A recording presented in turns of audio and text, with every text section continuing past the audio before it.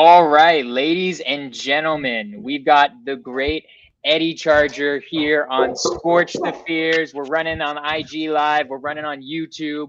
We're freaking What's making up? it What's up? happen. Like, damn, I love this.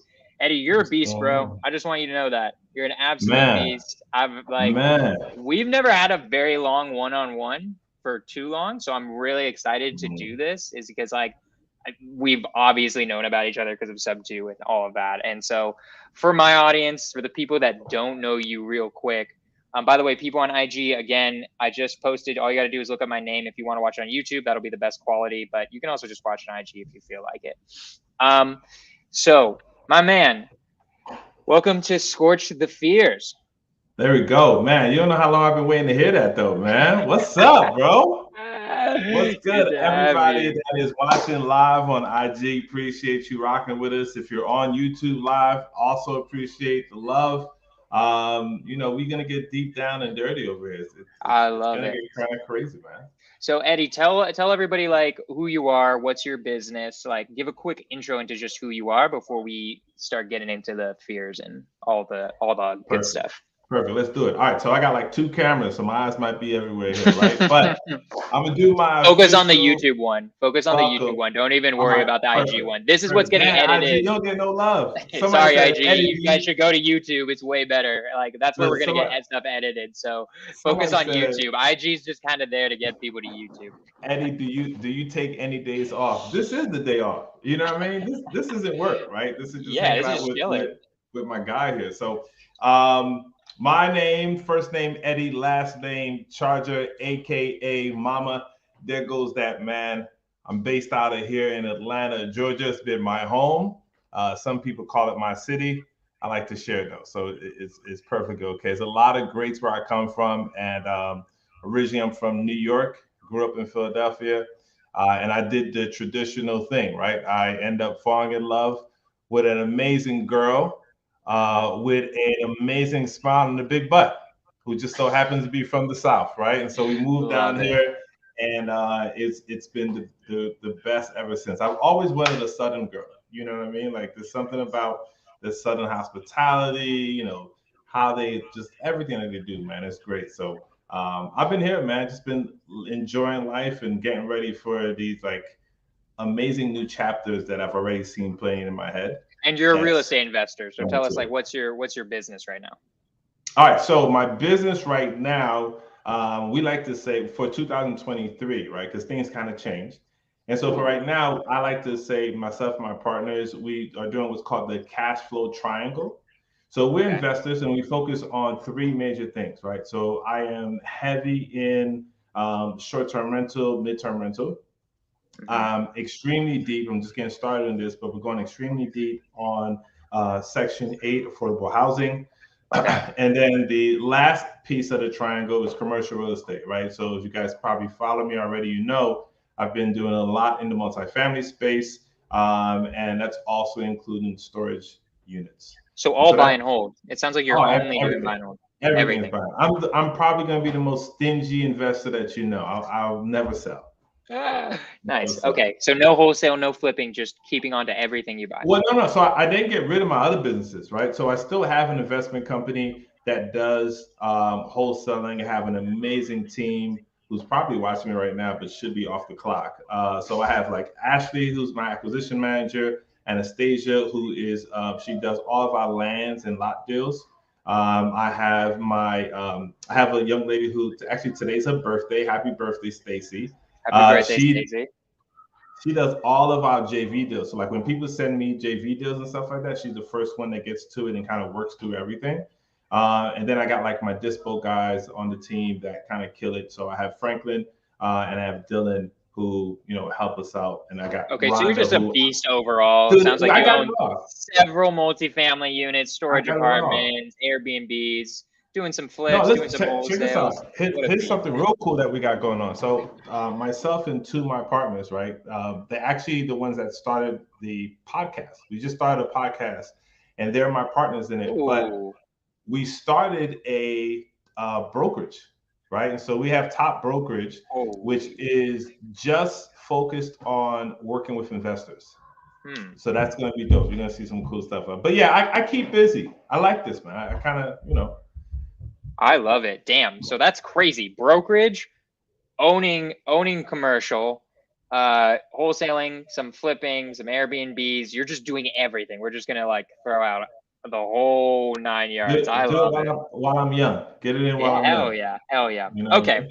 so overall, a huge beast. So an amazing guy to learn from. One of the guys I've seen in Sub 2 doing so many cool things, and I'm so glad he's on here today. So I'm gonna start it off the same way that I start off all of these, right? And basically, it's this: like, when you were starting off, like, what was your when we're let's go back to Eddy at the very beginning. What were your like deepest fears? What were like the things that were like keeping you back right when you were starting, before you had done any deals, when you were Yeah. just starting off? Yeah. So this is gonna be wild because the honest to God truth, this is probably is gonna connect to a lot of people. My deepest fear when I was starting off was not being enough. Right? Like it's one of the things that, and I haven't understood yet why that happens. Like what in our childhood that kind of summons this thing up. But it's this like thought that you have that's continuing being told by the greatest liar that you know, and that's yourself. Right. And so I think that was one of the main things that kind of like was the first shock for me, right? Like when I'm like, all right, I'm gonna go do this, and it's like everybody else is seeing me from the outside, like, yeah, you could do that, bro. Like, oh, yeah, you could do that. And then on the inside, I'm having the self-doubt, the self-talk that's negative, just the things that are like behind closed doors, nobody else sees, but I'm battling with trying to figure out like, am I enough? Like, can I really do this? Can I really buy up my first home? Like, are they gonna take me serious? Can I really talk to this person? And that's like a really deep thing because it happens in not just like business or real estate, it's just like in life, right? We always believe the biggest liar in the room, which is ourselves internally. And so can I ask where do you think that came from? Like, for instance, for me, one of my greatest fears was always spending money, right? And I think you hit it on the nail where it comes from childhood. Mine was, I had issues spending money because my mom and my dad had constantly been saying, save for a rainy day, don't spend more than you make, like all of this stuff, which like in Kind of certain just contexts are great advice, but like it's middle class thinking a little bit versus like, rich people thinking is like use debt. Like, yeah, you don't have all the money, but that's okay. Like there's such things as good debt. So what do you think? Do you think it was something your parents told you? Do you think it was something else? Where do you think that fear might have come from? Yeah, so I've done, because of this fear I had, right? I've done a lot of extensive research just like on myself, and I continue to do so. Like I'm a huge scholar when it comes to especially like the mind, right? And so I've done, I'm certified teacher NLP, and I'm doing a lot of things when it comes to mindset and things like that. And for what I've discovered, believe it or not, a lot of the, let's call it traumas, right? Because that's what it is, right? Like what you talked about, your parents thought they were helping you, but what they were doing was installing a trauma into you that is impeding a growth that you're trying to get through, or that you tried to get through, right? Obviously now you surpassed that, right? But that was the thing. So for me, believe it or not, it started when I had no idea it was taking place. And this is going to sound kind of wild, but we'll go with me on this one, right? It started when I was in my mom's belly. Oh. So I had no real understanding of things, right? But if you study NLP, you understand what I'm saying. But if you don't, I got you. I'm not gonna lose you. Here's how it works. You know how like the mom and the child are very connected, right? Like if the child is feeling something, the mom showcases, right? If the mom is feeling something, the child actually feels that. So when I was born, or around the time I was born, my parents were separate, right? So my parents are Haitian immigrants, and my dad was not in the same place that my mom was in. My dad was working in a whole different country. My mom was here in the States in New York City in the 80s. All right. My mom didn't speak any English. And, at that time, my mom was like going to work at a factory speaking zero to zero enough amount of English, and in the middle of like winter storms, walking around because she had no car and didn't fully understand transportation because she just came from Haiti. She's walking around pregnant, right? And Mm. so there's a lot of like things that she was being told and self doubt she was having about just like what was going on at that time that she was experiencing and that was being downloaded by me.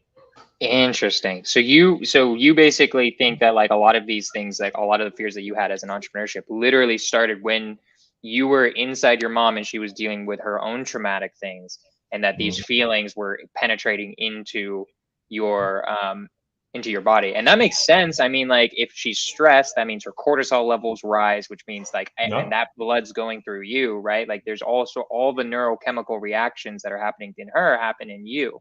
Hmm. So that is insane. This is the first time I've ever heard someone go that far back. So Oh yeah, it gets deeper, crazy, right? bro. And now when you get a little bit older, like in your toddler years, it's easier, and a lot of times it happens and we don't know, right? Like who knows us better than our kids, right? Like our Right. kids know every small little detail about you on an emotional level.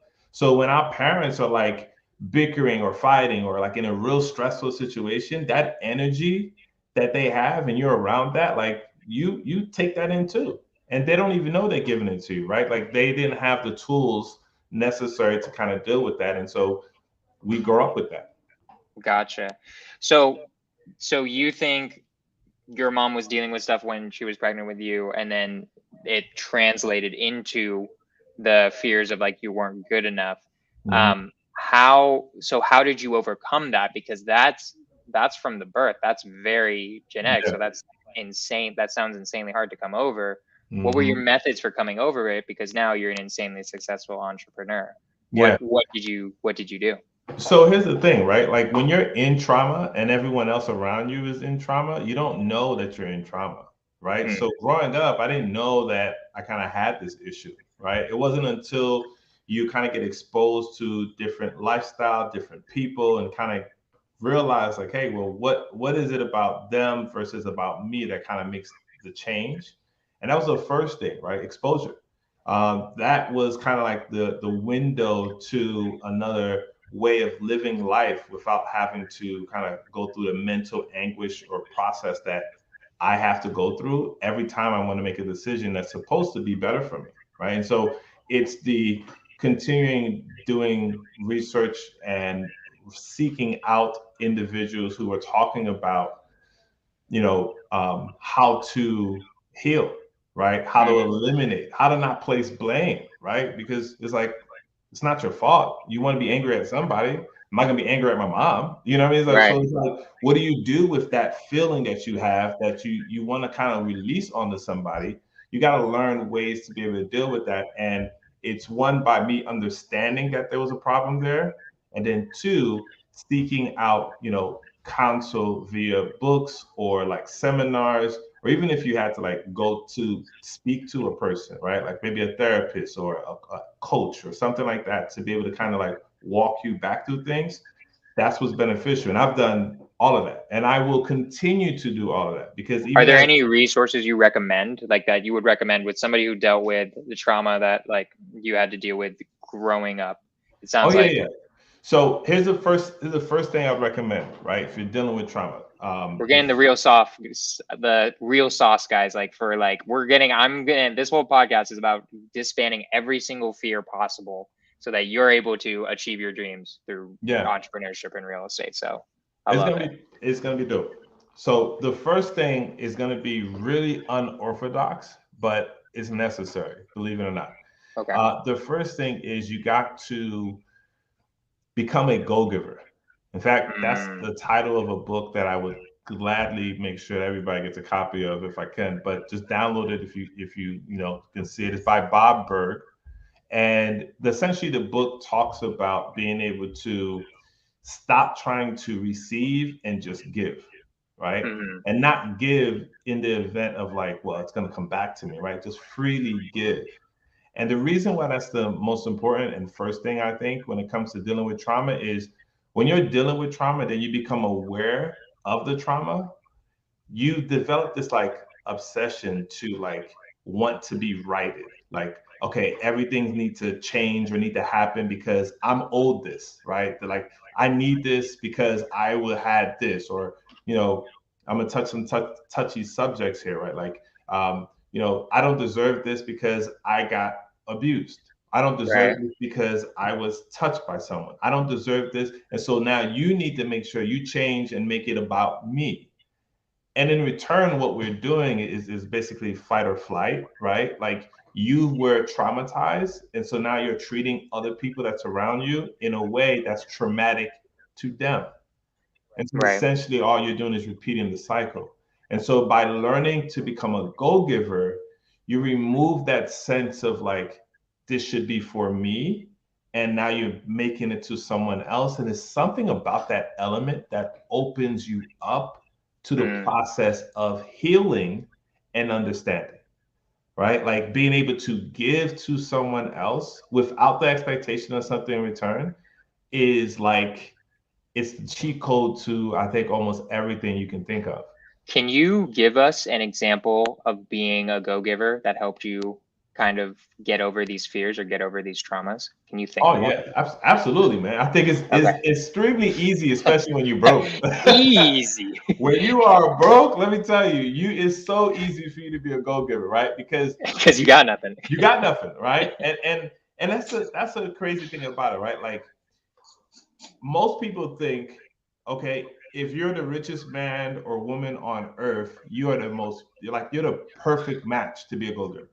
Hmm. When in all reality, right, like the less you have, the more impactful what you give is actually received. So there's a book that I absolutely love, and there's a story in that book that talks about there was this like place in the middle of this town that every particular day the people in the town would come and they would give like whatever their earnings was, a percentage of it. Okay, so those that had a little bit kind of gave or whatever like that. Those that had a lot made it a big deal, right? Like they had like guards come in, trumpets played. It was a real spectacle. So you can see them drop the big bag because this is them giving back, right? And then one of the guys that was there, he was a teacher, and he was watching this with his students. And it was a young lady that came, and she took out of this dusty bag 2 cents, and she dropped it in, right? And everybody kind of was like, "Man, she should just kept that. Like, what is that? That's not worth anything."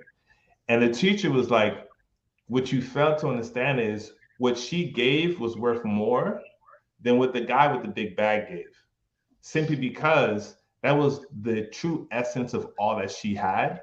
And she could have kept it, but she gave it. Isn't that also, I'm pretty sure, isn't there like a parable with like Jesus and like a person who That's did that? that's that's the exact same story. Yeah. The, Okay, the, yeah, the yeah. book Okay. is the Bible. Yeah. Okay, that's what I was The saying. book I is was the like, Bible. I'm pretty sure that's in the Bible. It, Okay, it's that's all it's right. There we it's go. a it's a real I parable. ruined the Yeah. punchline there. I get a lot of my like studies and teachings and stuff like that. I get a lot because parables are teachings that stand the test of time, right? Right. They're like principles, right? And so a principle doesn't change. A principle is like a law. You know what I mean? So it's like no matter how long of times you go, what comes up must come down is going to be it for forever, right? And so that's an example. I would kind of tell you guys like how being able to give the least of what you have benefits you in a big way. So like me personally, one I can give one that I did recently, right? So a lot of times people are Atlanta has a huge homeless population issue, right? And so that's one of the reasons why like I'm really going big in the affordable housing section. So I want to be able to help, and I have like big goals and to be able to dive into that. But there was a young guy with his son that was out and had a sign, and it just wasn't a good look. You know what I mean? It wasn't an environment that you would want to see a guy out there, let alone with a young kid or whatever like that, right? And at the time, I got no money on me, right? I got one card, and I'm pressed for time right now. I'm legit pressed for time, right? On top of that, the guy is standing across the street on an intersection that in order for me to get to him, I have to do something illegal. All right, if that makes sense. Like the way when I'm You have the to direction I'm cross headed, like a yeah, red light or I something. got Yeah. I got to risk my life a little bit to be able to get to him. All right, Gotcha. and so I turn on my blick and I'm like, man, let me just go. Right, and internally I knew that if I just turned left and just like went on my way, I would have regretted that moment. I don't know why, but I just knew deep down, like Hmm. that's not how you should do it. That's not who you are. So I got across the street to him, right? And I just asked him, like, hey, tell me what's going on. What do you need? Right. And, he starts to pour his heart out to me. Long story short, we end up spending like 45 minutes, an hour together, hung out with him and his kid, took them to their hotels, got them a couple of nights worth of, you know, I paid for a couple of nights for them to prolong the stay of where they were staying, whatever. Gave them my contact information. And turns out, because of that, now watch this, watch how this works. Because of that, he had reached back out to me and he told me, like, hey, I was able to not be out anymore and stayed in the house, got a good night rest. The following day, he actually had an opportunity with a casting director because turns out he was actually a singer. He just happened to be down on his luck, and him and his wife was actually at the hotel, currently pregnant. Okay, they just happen to be going through a crazy situation right now. Wait, sorry. Let And me interrupt just so I understand. So he was on the yeah, side of the road and he needed money. he needed they was looking for he was trying to get money so that he can basically feed his wife and Gotcha. the young Okay. child and the baby that's in the belly, Gotcha. right? So I helped him in any way that I could. And because of that, right, he was able to go home, well, not go home, but go back to the hotel, not have to deal with what he was going to have to deal with that night. Right. He ended up getting like a casting position to sing Love in it. some sort of thing, whatever like that, right? Now, will I ever see this guy again? Probably not, right? Atlanta's Right. a big place. Who knows, right? Right. The point is, for that time frame, I wasn't focused on myself. Hmm. I was solely focused to pour anything and everything that I had to be able to help him. Right. Okay. And because of that change, like have you ever heard of the butterfly effect? Yes. All right. So But tell in the the people what it is. Tell so what the people what it in is. the butterfly effect, there's like a study that says like when a butterfly can flap its wings like in Japan, for example, or whatever like that, and the just the butterfly flapping his wings, technically all the way over here, like we feel that, right? So it's Hmm. like every one thing that happens, it has an effect into like several other major great things, right? Now, I don't know what the result of that is going to be. If that means tomorrow someone's going to say, "Hey, I want to give you $100 million" or whatever, that's not the point. The butterfly effect that I got was the innate feeling of being Hmm. able to help someone without expecting anything or needing anything in return. And in that time frame, if I had self-doubt or if I had any like negative traumas that I was still dealing with, you no longer sense it. Like Right. you can't feel those negative things or the traumas when you're focused on helping others. 100%. That was 100% what I was about to get into too, because the thing that a lot of times happens because we have like I don't even know if you're religious at all, but like a I lot of am times, very much so. I yeah, say I'm a practicing Christian, right? So I'm always right. trying to get it right. I love it. Right.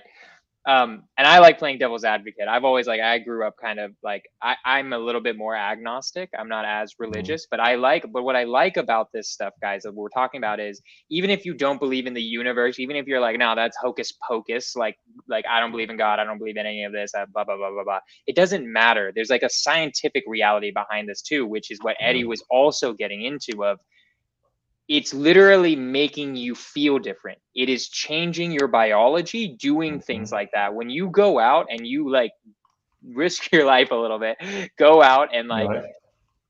give to somebody else, this is going to change your biology. And I think it literally heals the trauma that you've been dealing with your entire life because in that moment you feel at peace. Mhm. These are rules of the universe because there is a scientific basis behind them. So it's not even if you aren't spiritual, like literally you're going to feel so much better for having done that, taking the 2 minutes out of the day to make that guy's life better in a sense that it has already come back to Eddy tenfold. I guarantee whatever he did that day for that man, Eddy got tenfold of that. And I've noticed this entirely in my entire life, that it's not only a law of the universe. I'm spiritual too. Like I wouldn't say I'm agnostic as much. I'm spiritual in the sense that like I give into charity where I give 10K and I get 10x back almost always. It's really weird. And it's actually like a little, people don't know this. There's a small verse in, if getting biblical, in like the Old Testament that's about like, this is the one thing you can test God on. Like the one thing you can test God on is giving to charity or giving to others and seeing if you get more back. Yep. He says, don't test him on anything else, but this one thing you can literally test me, and it works. And I think it's literally because of how you feel on the inside as well. And like spreading that goodness, spreading that joy is definitely an amazing way of healing the trauma. And I love it that you're bringing this up, because I think it's the number one way to do it, is to like getting over, you cannot feel fear when you feel gratefulness and like happiness for having It's impossible. It's impossible. Can't happen. It's not possible to have those two feelings at the same time. Yep. Like I remember, like when I've made it a habit when like I'm having a bad day to try to donate $500 if I'm like not going crazy with it. And like fine. I'll feel a little bit better about it. Yeah. Like everything's gonna be okay. Donate $500, things are gonna work out. And they always do work out in the end. Yeah. It always does, every single time. So I love that you brought this up, man. Like I love that idea of, to get over fear, give to somebody. It doesn't have to be money if you don't have any money, by the way, guys, right? Like you can give time, you can give, like, you can just be there for a friend. You can like say I love you to your mom. It can literally be anything that like is just a little gift that you can give to somebody. It doesn't necessarily have to be monetary. So I love that, man. I love that as like a great way of doing it. It doesn't have to be like, when you're like, oh, I'm in a bind, let me go give, right? Like you should always, like, something Right. I've been doing for the past couple of years now is like on my birthdays, like I don't want any gifts. I don't want anything. Like I go and give my time the whole entire day to different organizations. Right. Like what better way to celebrate the day that you should be getting the most or whatever like that, by continuing to give, right? And so different ways you could be able to do it for sure. I love it. Awesome. Are any other ways that you like curing trauma, or is that like the main way? I think that's one of the ways to.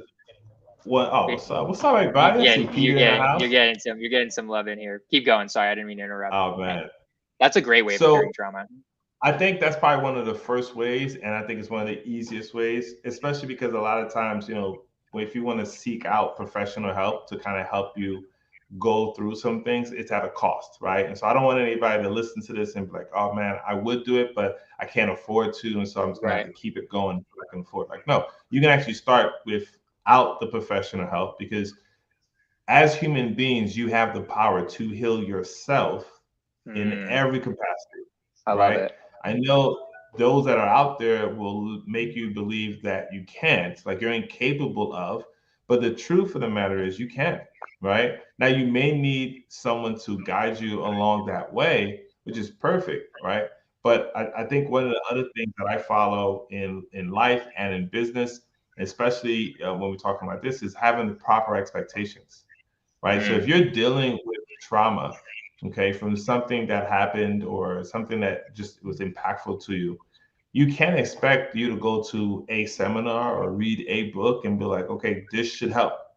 And then when the help doesn't in turn look the way that you wanted it to, now say, well, it doesn't work. I can't be fixed. Like I know so many people who are like in their 60s and 70s and refuse to change how they like do things in life, simply because they grew up or had something traumatic happen to them, or something fearful that's holding them back. And because they tried several times before to get it right and it didn't, they just gave up. And they're like, and we hear people like, right, well, this is how I am. It's just the way I am. And even worse is people who are just, we make excuses for them, right? Because we love them. So we're just like, man, don't worry about that. That's just how grandpapa is, right? That's just how, whatever. It's so bad. It's so bad because the word is so powerful. What you say aloud becomes reality. So I'm just yeah. If you own up to your not own up. If you claim your trauma becomes yours. And Mm, no one is going to try to wrestle that from you. So you got to make sure that, stop claiming it. Stop using it as your scapegoat for why you react or do things the way that you do. Recognize mm, that it is a problem, right? And then be able to start making it work. Like, so again, there's certain books you should read. I wish I could kind of give you guys like, here's what book to read, but everybody's trauma is different. So I right. can't necessarily, right? Give But us a few. Just give us a so few that you like. I would, oh listen, there's a bunch here. So my library is to the side. I can just read off of here, right? So I told you the Go Giver. Um, One that I like is the Underdog Advantage by what's his name? That's Dean Graziosi, Oh, right? nice. That's a really good book because it allows you to. A lot of people continue to see like, oh, well, that's nice. Like that's good for them. That could never be me, right? We People do that like I can see how, for example, Pace, right? Oh, I can see how Pace could be X, Y, and Z or talking on stages, but that can never be me though.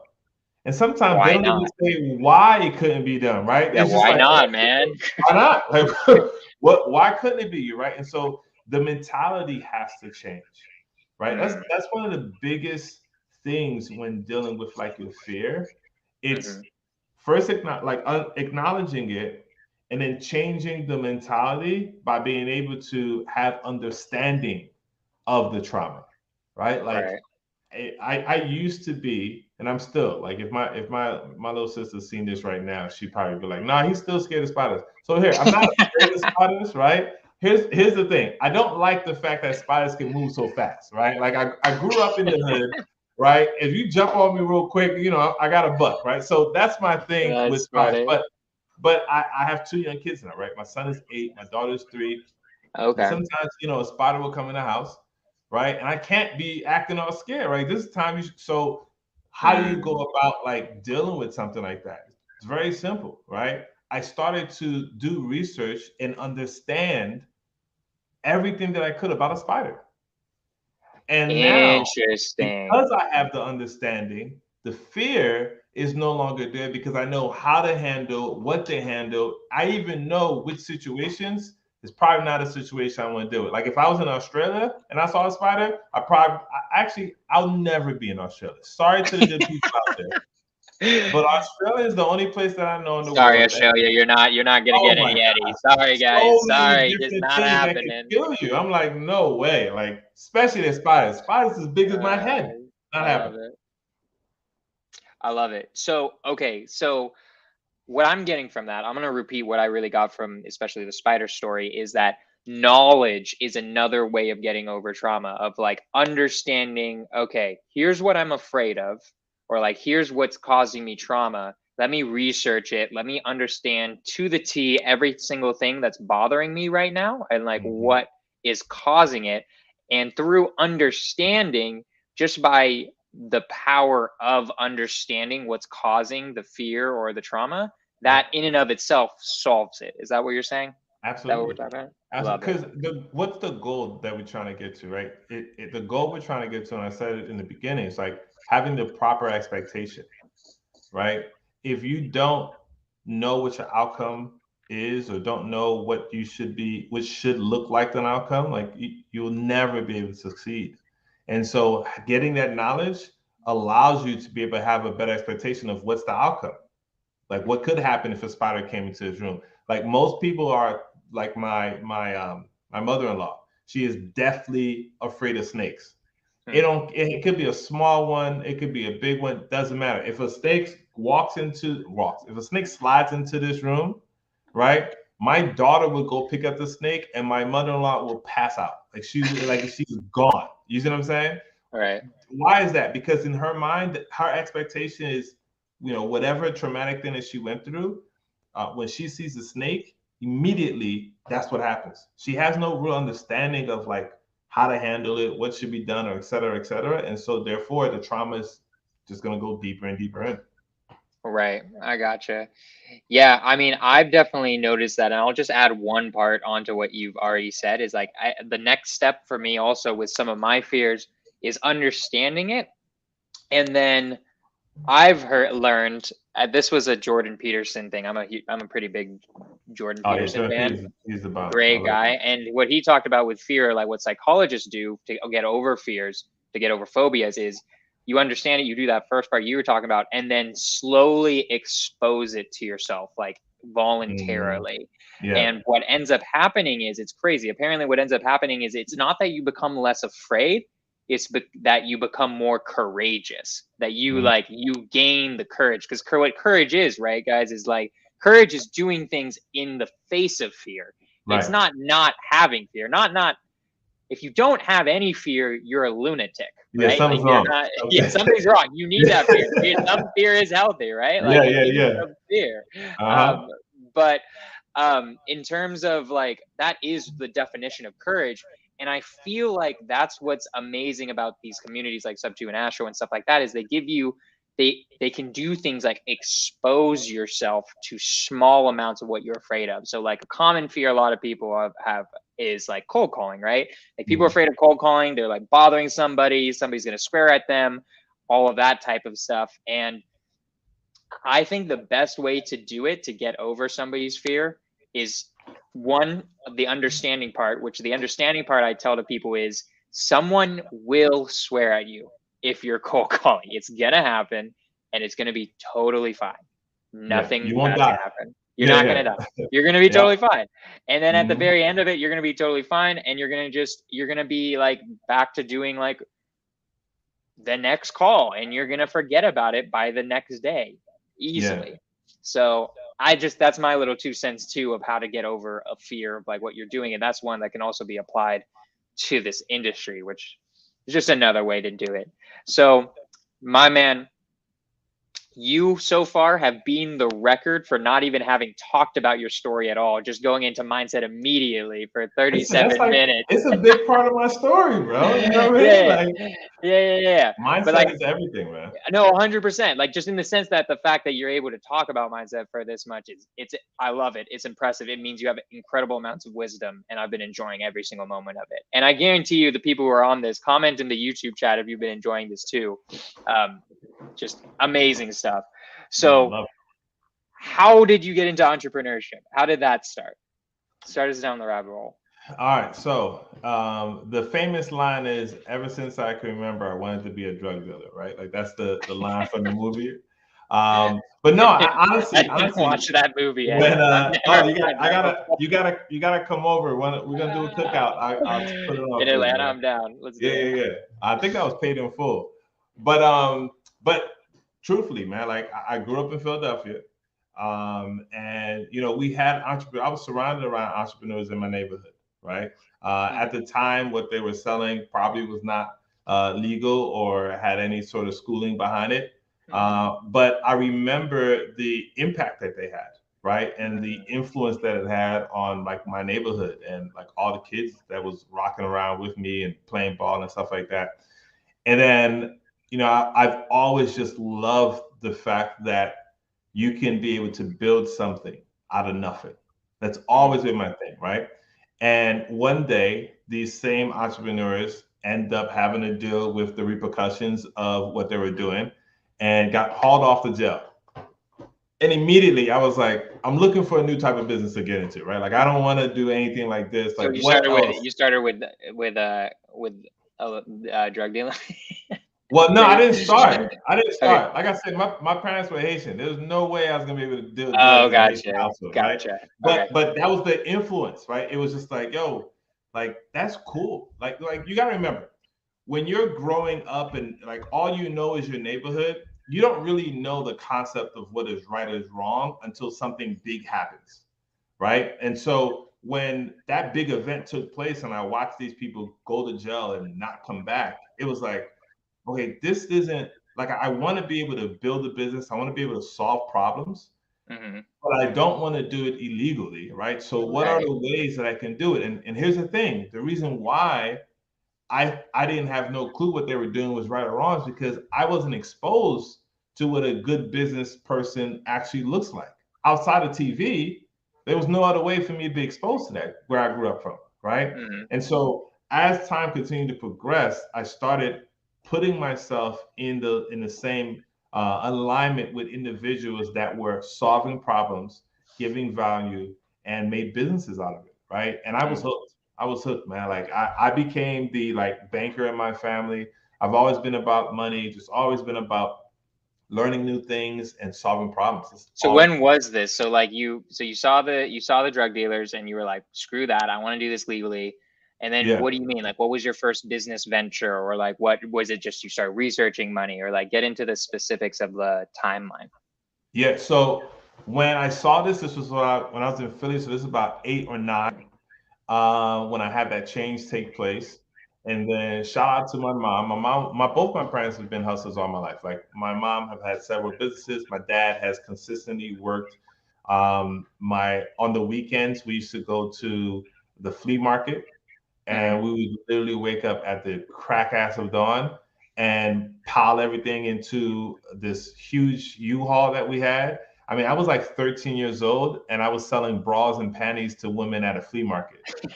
And I got like really good. That's Remember, wild. my parents' English wasn't the best. So they would like translate to me, and I would have to like tell this lady that she's actually a 34D and not a 34B, and why she needs to pick this set because it's actually on sale, right? So it was like, And honestly, it's always a backup, dude. If real estate doesn't work out, you can always go back to I'm translating the 34Bs, 34Ds. if everything falls down tomorrow, I'm selling bras and panties in it. It's like it's not even a Love it. second That'd be thought for me. sick. You know what I I mean? mean, it would be the best secondary job right behind real It's estate. not that bad. That's I don't, all you I know, gotta say. I can do what I can do. But yeah, man. But after that, right? My parents brought clothes. We were selling clothes. They brought. I first learned wholesaling from my parents, right? We used to drive to New York. I remember this like yesterday. It was kind of crazy, right? We drove to New York and we were under a bridge, just random place. We met some dude.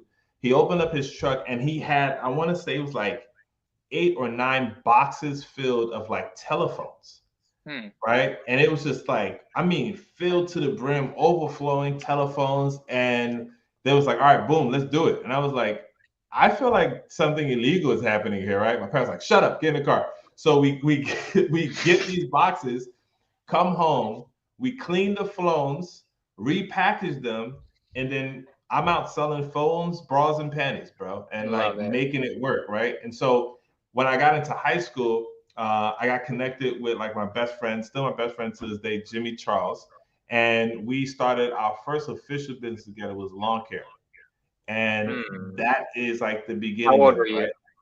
I was 13. Wow. So you're Yeah. purebred, dude. That's some Oh, dude. purebred entrepreneurship. Like you're starting at Yeah. 13. That's a genetic thing. That's like a thing where it's just in you type of stuff. So Yeah. I love it. Yeah. But that's the thing. Like I've there's certain motivations that were always there, right? Like, but at the root of all my motivations, it was like, how can we solve this problem, right? And you know, it just ends up developing in businesses, right? It's like Right.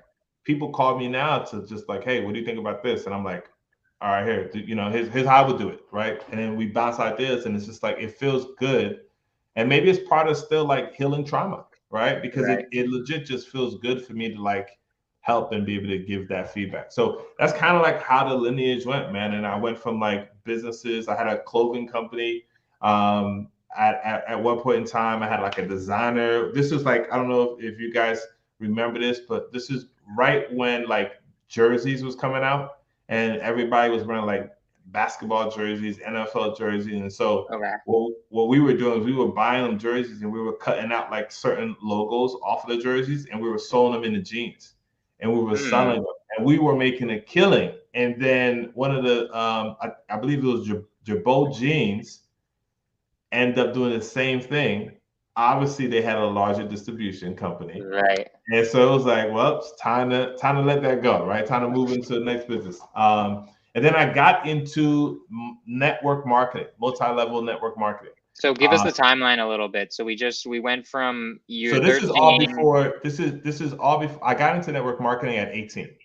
Okay, so So all of that was high school. So you were doing businesses throughout I high was school, all not while I probably was not working. even, yeah, I and was probably not really paying attention in school. You're like, this isn't. I know listen. this story. So I got to high school, right, and I got I was getting money from the businesses. I was like, oh, I'm pretty athletic. I wanted to play football, but I was like, no, I'd rather play basketball. And they had like conflicting schedules. So I go play basketball. I make the team. The very next day, I get a job at GameStop, and I quit the team. I'm like, oh, Right. I'm making money. Like, what are we talking about, right? All through high school, it was just about being a hustler, right? Right. And I want to kind of correct that terminology too. Like, it's okay to be a hustler, and if you're a hustler right now, that's great. But I urge you to change your mindset from being a hustler to an investor, because an investor is a whole different ballgame, right? If you're a hustler, technically you are a high-paying hamster wheel, right? Like you get Right. money, but you always after the bag, right? If you're an Right. investor, you buy businesses and you sit back and you try to figure out where else you want to go shopping, where else you want to take your Interesting. kids. Like what you see what I'm saying? It's a whole different mindset. And there's nothing necessarily wrong with being a hustler. But again, claim what you truly want. And so Yeah. I anyway, let me get back to it. So No, at I like that. 18, Let's say that. I kind of want to stay on that for a second because I okay. think this is also a good thing to talk about in the sense that I've noticed this where I know people who are doing less business glorify, I'm working 12, 13-hour Oh days. yeah. Hmm. I'm freaking doing this. Like I got banana going on and I'm like Oh, making dude, all these calls. don't I'm get me doing it started on like that. I'm the best because I work 12 to 13-hour days. And I'm thinking Yeah, to myself, I'm like, the goal is to not work that hard and make a ton of money. So yep. I don't know, where are you going? Like I almost feel Listen. like you're using this as like to compensate for the insecurity. And I did it too when I was starting to compensate for the Hmm. insecurity of being a real entrepreneur. So Yeah. I want you to talk about this. Like I think this is a good thing to dispel of like being a hustler sucks. Yeah. Making No, money's it's dope. dead. It's dead. Being a hustler is dead. You know what I mean? Like Right. again, everything has a season. So if you're in your hustle phase right now, by all Right. means, get to the bag, right? But the Right. goal is to be able to become an investor. And what you said is like there's a point that you made. I really want to make sure we go over, right? Like people use that to kind of like say like, oh yeah, Mm-hmm. I'm working, right? I'm look at all Right. the stuff I'm doing, not understanding what you're saying is that you're busy but not productive. Right. And if you want success, you have to learn how to become productive, especially in this day and age that we live in, where like literally we are trading attention because we're fighting distractions all day long. Like it's wild how much distractions is available, and people are trying to understand. Like I don't understand, why can't I hit my goals? Why can't I make it? First of all, you shouldn't have goals, but that's a whole different thing, right? But you really got to learn how to be able to zoom in and focus on what you're trying to go for. And being busy is not it. You got to learn to be productive. Wait, And sorry, did if you say you, don't have goals? Did I hear that right? yeah, yeah. Wait, Like what do you mean by that? Wait, so I want to my hear this. team, we don't have goals. Here's the thing, right? Um, Now I I'm don't very necessarily curious. Like, believe in goals. I believe in systems, okay, right? There's a saying. I forgot the book, but there's a saying that you don't rise to the level of your goals. You fall to the level of your systems, okay, interesting. I get what you right? mean. So think about it like this. Um, if you have you basically want to be able to err on the side of having a system, not a goal. Being consistent is systems, because if you're consistent, you're doing the same exact thing every single day to get to the thing you want to accomplish. Having a goal is just having a to-do list. But if there's no systems behind it, you easily can get lost being busy around your to-do list, but not become productive.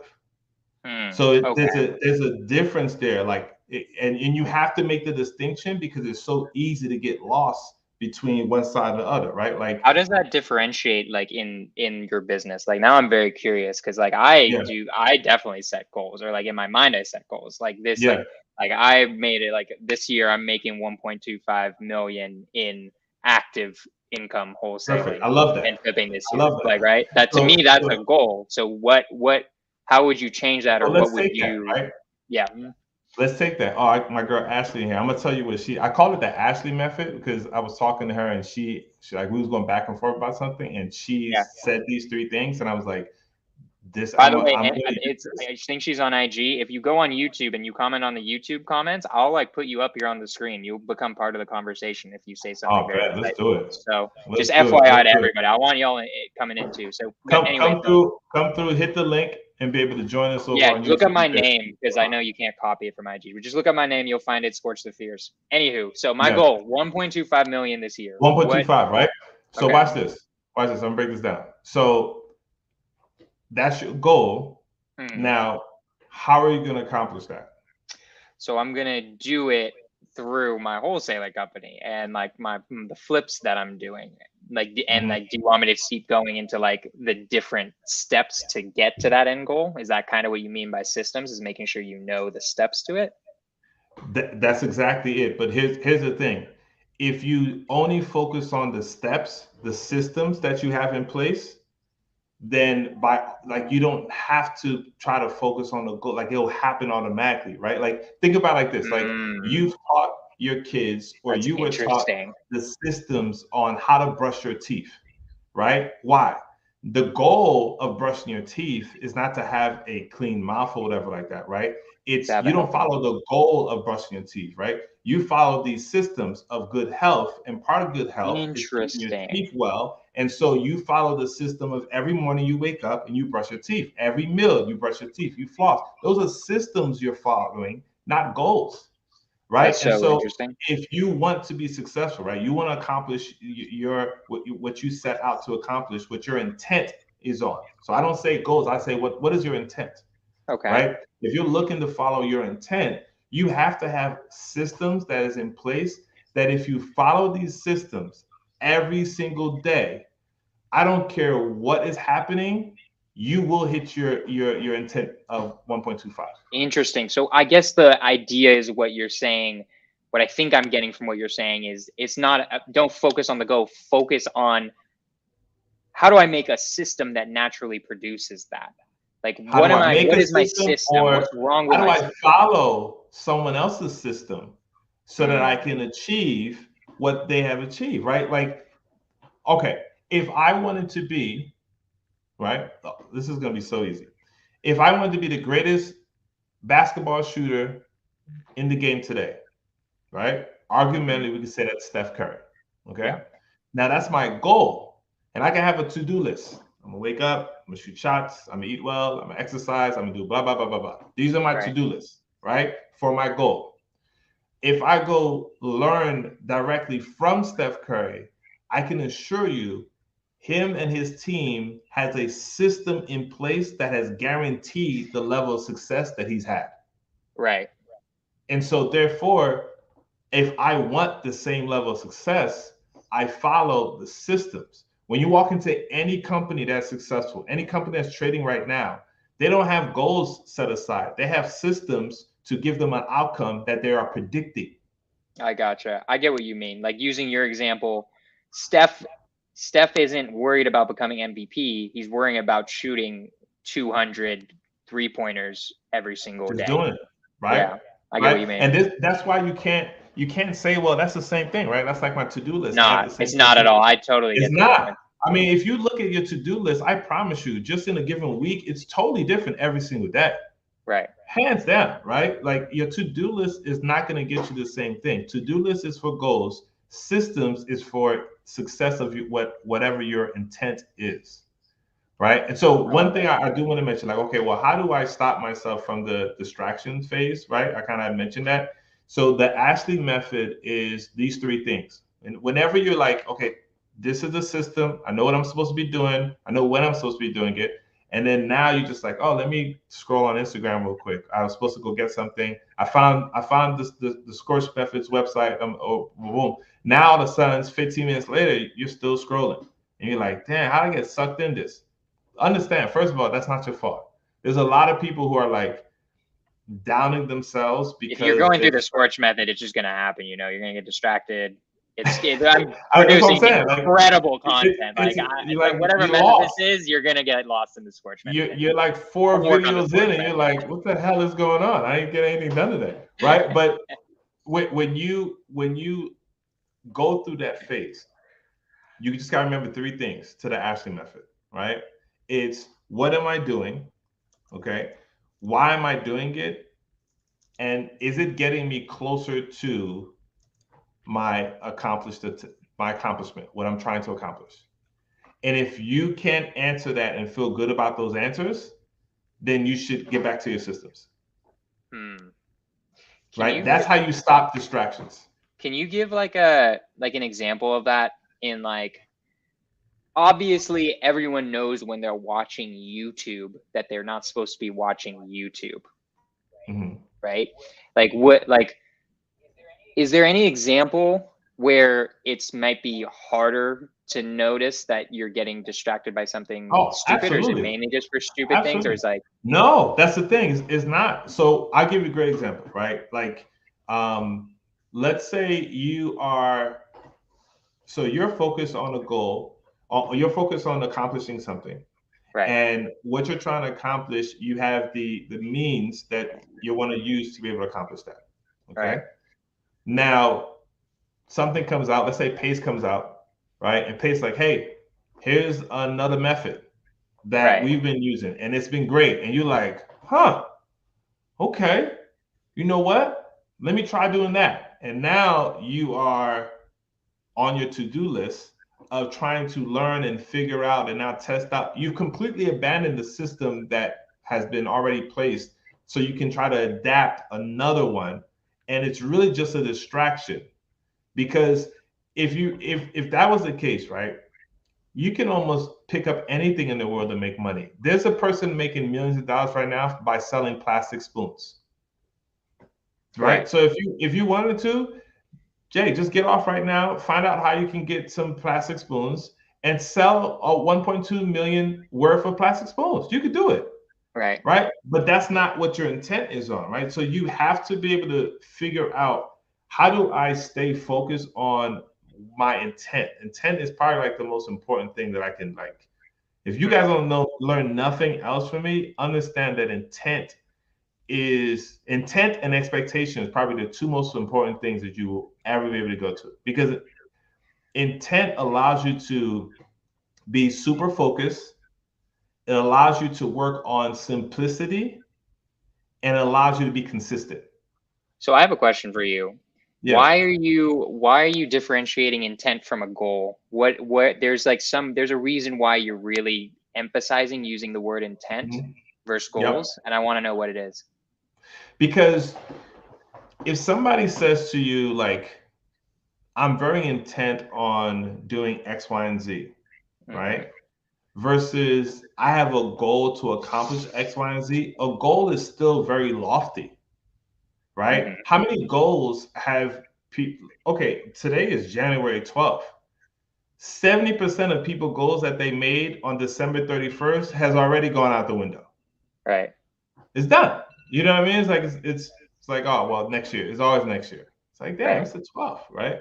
But if you have an intent, right, a deep desire to be able to accomplish something by utilizing a system in place that is simple, right? It's not difficult. It's not 100 steps. It's 2 steps. Wake up, do this, and do that. That's it. And it's so simple that allows you to be consistent, right? That consistency now allows you to remain super focused. It's how obsession happens. If you name any competitor, if you name any amazing person that's just like, oh yeah, their name is synonymous with something, everybody also says they're obsessed. Yeah. Right? You know what I love about what you're saying right now that is just hitting me so hard, and I'm just so glad. This is one of there are a few podcasts where like, oh, I needed that, right? Why I needed that is because I've thought about the 1.25 million. Sometimes I think about it and I'm like, man, that's gonna be rough. Like that seems so hard. Like that seems so like far away, right? Like I've thought about that, about like the 1.25 million.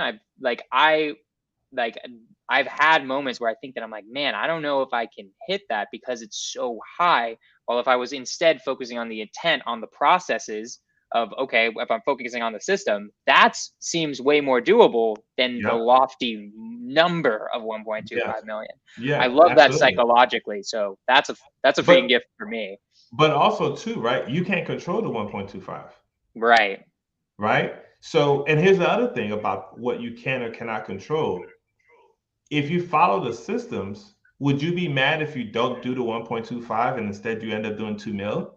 Are you going to give the money back? Because if you are, you could give me the remaining balance. You know what I I'm get what saying? you Like, mean in the sense that if I focus on the systems, um, I haven't failed my promises or my intentions. Well, like if I don't hit the 1.25 at the end of the year, I'm going to just feel bad. And yeah, that's stupid. That's in yep. the end just dumb to feel bad about not hitting a goal versus like if you just focus on the intentions that will naturally happen and you're taking the emotion out of it so you're not Mhm. tripping like I do this a lot where I'm tripping about like oh god like what's happening with this deal when I'm having this deal it's not going to close oh my Yep. god that's 50K that means I'm not going to hit the 1.25 and then it just spirals out of freaking And so control right that's why I don't like goals, because right it so easy puts you in a position where now you're super emotional about one particular deal, even though you're working on hundreds, right right? Or your worst enemy comes out and starts bad mouthing you, which is yourself, right right? And we always listen to ourselves. And so now you're like, well, maybe 1.2 is 2.5. I can probably do 500.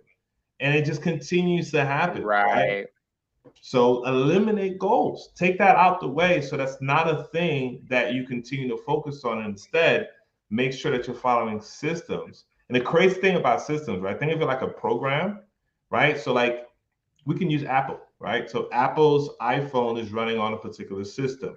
When they send a new update, you don't say, okay, well, I'm gonna keep the old system and add the new one on top. No, you get rid of the old system because the new system is going to work out better for you, right? So along your journey to the 1.25, you may end up reaching out or getting connected with individuals that's going to improve your system or give you a newer system that will allow you to accomplish what you're trying to go after, what your intent is spent on. mm, And that's way better. You know what I'm saying? Like that's like right that drive, like and attention, how I was taught the word intention, right? Attention is anything that moves the needle in favor of your life, mm, right? If it doesn't move the needle in favor of what you want in your life, that's called a distraction. yeah So I that's love how you it know the difference. I love it, man. Wow.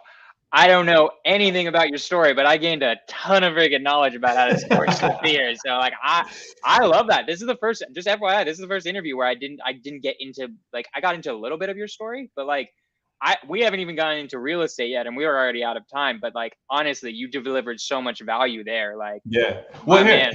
let me give this part, right? Because one of the things that I'm kind of known for is like these like amazing real estate meetups that I do. And it's great, right? And so like for me, one of the things was like mindset meetups to $1 million, right? And that's Mm, how essentially everything kind of came forward.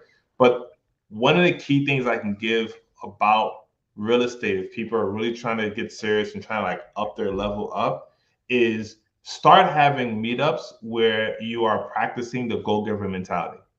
Like mm-hmm. a lot of the relationships that I have now is because I genuinely was like, hey, I want to do something. And I wasn't just asking, how can I give value to you? But I was watching you. And I noticed something that you were doing that I can funnel a lot of energy towards, or I noticed something you were doing that was lacking a particular thing, and I want to add to it. And I want to make it a really big deal. And then when you ask me, what do I want in return? I want to tell you nothing. Mm, And that has been the cheat code to, I would probably say, outside of the blessings that God has given me, or maybe that's also part of it, I would probably say 90% of my success. That's I how love I've it. been getting in the right rooms. That's how people have been learning my name before, I even know who they are. It's because I am doing these type of events, and the goal of the event is not like, hey, how many people here I'm gonna get to work directly with me? It's like, how many people here can I have like get together and make money? And it only happened because I came out with like, let's do this and let's do this together. And it builds something incredible, right? Like I tell this to people all the time. One of my main goals behind all that is very simple, right? There is a selfish reason behind it. Like some people say, oh, that's not true. There's no way you can do something without having something. Well, you're right. There is a reason behind it. I want in 5 years from now, I can pick up any person that's come to my event, any person that come on their podcast, right? I can be like, Jay, what's going on, man? I say, yo, listen, I got a particular deal I'm looking at. I want to partner up with some people. You're like the third person I called. Everybody else is on board. It's $5 million a piece. And I literally want you to snap on me like, dude, what are you doing? Like, dude, don't call me with stuff like this. I don't even understand why you act like that. Call my assistant. She knows if it's you, she'll just send the money to wherever you want her to send it to. I'm down. Like, we don't have to explain the details of the deal. In fact, if you call me, tell me when's the next time you come so we can go play golf. Right? Those are relationships that I am seeding. I'm growing right now. And I'm doing so by giving and giving and giving so that it's valid. Right. And people want you around and they want to be able to give you and do things with you and for you. And it's just like, it's an abundance lifestyle. And that's really what I'm about. Flow and abundance lifestyle. I love it. It's the go giving, dude. It comes back to what we were talking about before. That's the basis of all of it, is just giving and not, and the natural law of the universe that it all comes back to you always. It just does. It's impossible. It's impossible not to. I don't like, it's not even like a spiritually universe. That's any of it. Like it just happens. Like test it, try it out. If you don't believe me and Eddie, try it. Try giving some money. Try it one time. Give $100 away and see how it feels. See what happens in your life, and just see what happens. I love that, man. Yo, I don't want to keep up too much of your time. I have one question I always ask at the very end that I always end the podcast with, and that's if you could go back to Eddie right when he's starting in real estate or right when he's starting entrepreneurship in general, whichever one you think would be a more pertinent answer, what would you tell him now? Knowing everything you know now, knowing all the knowledge you know now, what will be like? That's easy. What would you tell him? I would straight up tell him, be fearless. Ooh. Right?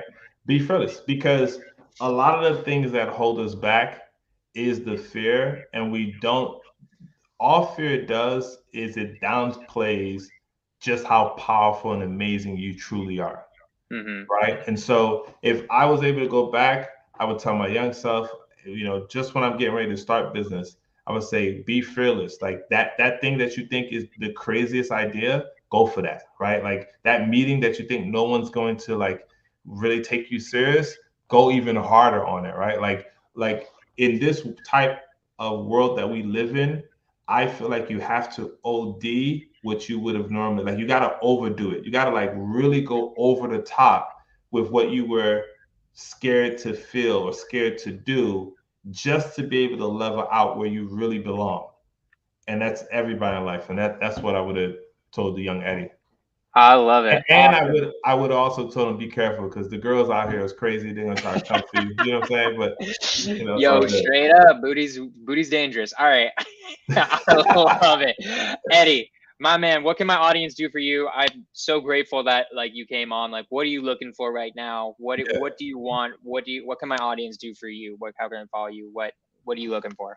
Awesome. Well, Ben, first of all, man, I just want to say definitely honored, bro. Appreciate it. You're actually the first podcast that I did all year. And I know this is only January 12th, but I haven't done anyone. I've done one podcast before. And that was it. Like I haven't been doing anybody's podcast. I didn't want to. I wanted to kind of wait. On you then, bro. That was absolute fire. I'm honored to do it with you, man, and be able to give some game. What I'm looking for right now, like, I'm at this level again, I'm looking for three things. I'm looking for opportunities to be able to work with other people, right? Deals that they may have, or deals that they need help on. I want to be able to help them or partner with them. What type of properties? What's your criteria? So, if it's anything that could be, considered for short-term rental or midterm rental, I'm going to be interested in. If it's something that could be affordable housing, single-family homes, Section 8, I'll be interested in. If it's multifamily, if it's 40 units or up, I'll definitely take a look. If it's under 40 units, I will still take a look, especially if I can do something creative. Like I mean, obviously we come from sub two. I'll do anything creative. I'll And try to get where? a Snickers bar from Walmart at creative. So I'm famous. if it's a single family, I look in certain markets like Atlanta. Well, yeah, Atlanta, DC. We're in Texas, Arizona, Florida, North Carolina, South Carolina. If it is the multifamily, we're in um, Atlanta still. We're in Tennessee, Kentucky, and we're in Arizona. I'll also Tennessee, look at single family of those things too. But yeah, Tennessee, multifamily, Kentucky, multifamily Kentucky. is Tennessee, Kentucky, Arizona, and Atlanta. Okay, awesome. So Yeah, that's yeah. number one. What's number two? Number two, I'm looking for private money. Right? Mm, Anybody that wants to be able to invest and really want to make their money grow and be protected by assets. We're in that stage now, especially going into multifamily, where people really want to transition into that investor lifestyle, which is the goal, right? Like somebody said this the other day, and I was like, yo, that's true. When you played Monopoly, who won the game? How you know you won the game of Monopoly? you had all the money. You got all the money, right? Was that the person who had all the houses on the board, or was that the bank? Yeah, definitely the person out of the houses. Nah, that person still never had more money than the bank. See, the Oh, bank was the oh, you mean person, like, oh, the board. Oh, yeah, true, right? true. So I'm at a place now where I can allow people to be able to be the bank, right? Take your money and give it to investments that's going to continue to bring in passive. So that's my kind of auto way of giving back and helping people in that. Because the truth is, man, not everybody's going to make money in real estate. You know what I mean? Like, Yeah, not not everybody's everyone's going good to at. do wholesaling all the time. They can't do fix and flips the right way, even if they Mhm. wanted to. And so that doesn't mean you're out, right? It just means you got to be able to find the right group to be able to invest your money so that it continues to grow and you don't have to do the work. And then the third thing, again, is just like, so many people reach out to me by default, right? And so they either brand new or want to kind of get better at a particular skill set. And so I'm always looking for people who want to come on board the team and learn from my team. And I call it earn while you learn type of program, right? It's how I got started when I first got into this. So I Specifically, absolutely what are love that you idea. hiring for? Specifically, like what Um, jobs? so right now, one of the main things I'm focusing on is disposition. Okay. So that's one of the main things we are focused on.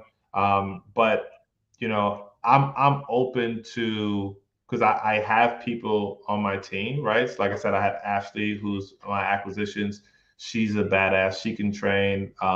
Anastasia can train. Stacy could. So I mean, if somebody's like, hey, I know what I want and I really like acquisitions, like I'll still take you on to give you some game.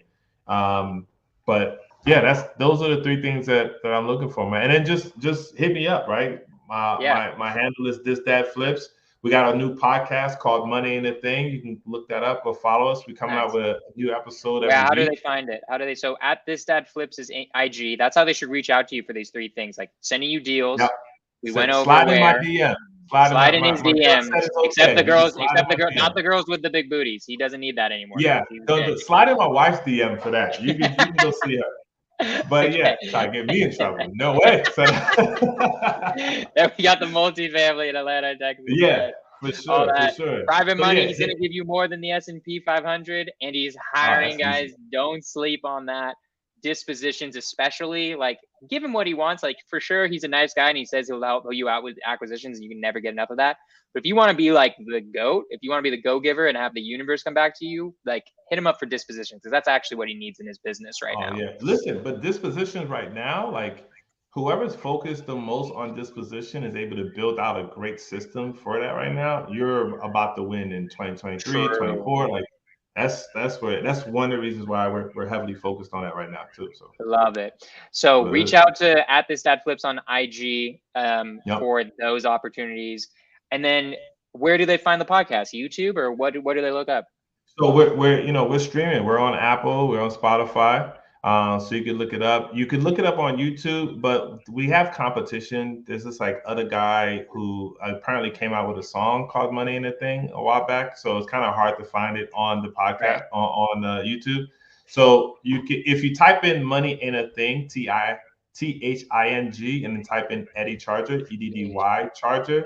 You'll be able to find it. But again, we're really on podcasts already, so you can just stream us live on there. Please give us some love, some stars if you like it. If it says it sucks, that's cool too. But whatever. No, don't say that. Don't do that.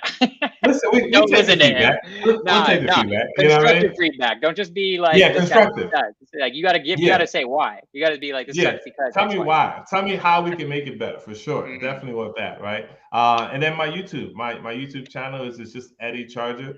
And we are pushing out content on single family, basically everything that I'm in is what we push content on, right? So we talk creative finance, we do comping deals on there, we do I'm starting a mindset, which is kind of cool that we here talking today, right? Like I'm starting a mindset Zoom that's probably just gonna drop on there every Sunday. I have multifamily talks on there. We do napkin underwriting for multifamilies on there. So I just want to give game, educate some people, and continue to build like really good relationships, man. I love it. Eddy, you're a beast. Any last words? Any last words? I feel like that's the part in the movie where something happens, right? Listen, if anything, if I could just remind you all to stay positive, understand that this part of the game that you're getting into when you're conquering your fear is not simple. It's not easy, but it can happen. It will happen. It does take work, but here's an idea that I want you guys to get. When you look at a tree or you look at a plant, for example, the roots on that plant grow first before anything else comes up. And so what I mean by that is whatever you're trying to get over, whether it's something you're dealing with on your own, your personal life, or even in your business, learn to build the foundation first. Have the expectation and understand that patience is not your problem. It's just the fact that you're not expecting the right things. Understand that you have to build deep. You have to go through the pain. Okay, you have to go through the disruption first before the growth takes place. And if you do it that way, then you continue to bear fruit for as long as you live. If you don't do it that way, you'll be the person that you always see in the videos, like somebody will pick up the roots and they'll pluck the plant out simply because the roots did not get further enough down to be solid enough for everything to happen in a good life. So that's my final words, man. Everybody just stay charged up. Got to. I love it. I love that catchphrase. Stay charged up. Bro, you're amazing. That was insanely sick. You dropped some ton of value. It's rare that someone drops something on me where that clicks something in my mind where I'm like, don't focus so much on the goal. Set the intention, worry about the systems. I like that a lot.